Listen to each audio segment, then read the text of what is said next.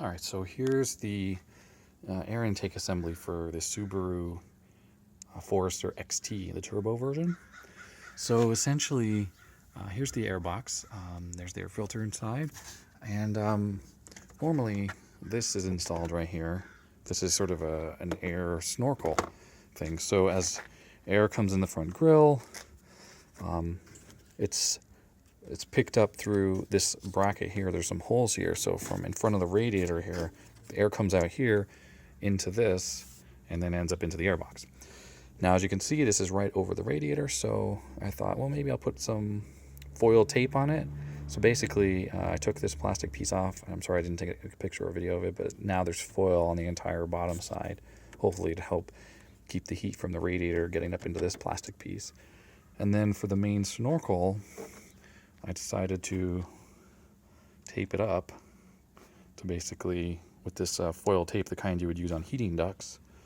So essentially, the air comes in through that plastic piece there, and then into this. There's sort of some air guidance fins in here, and then comes along here, and then this basically fits onto the airbox. So let me install this, and I'll show. Okay, so now the air intake is reinstalled into the car. It's very easy. There's just these two plastic clips here, and you slide it onto the airbox and attach it there. So now air comes in the bottom here through this and then into there. So you can just barely see it, but so now there's the foil here, and you can see the radiator hoses here and the radiator's right there. So I'm not sure how much of a difference this is going to make. See, there's the foil there as well. I'm not sure how much the difference this is going to make, but might make a slight difference. The way it works on the Subaru, once the air enters the airbox here, you can see the mass air sensor here, and it goes into the fender down under the car, and then basically, it's hard to see now that I put this back on, but the turbo is straight down there, and essentially it goes into the fender, down, right into the turbo, and then a pipe comes out of the turbo and comes up. Actually, it comes up, this pipe here is the output of the turbo, and it comes along here and goes into the intercooler. And then basically it goes through the intercooler, comes out on this side through the end tank, and then the throttle body is right here. So overall, there's a pretty small amount of plumbing needed for this car. And for cooling the intercooler, unlike the older WRXs or Foresters that had a hood scoop, this car has this assembly here. So, oh, sorry, it's blurry.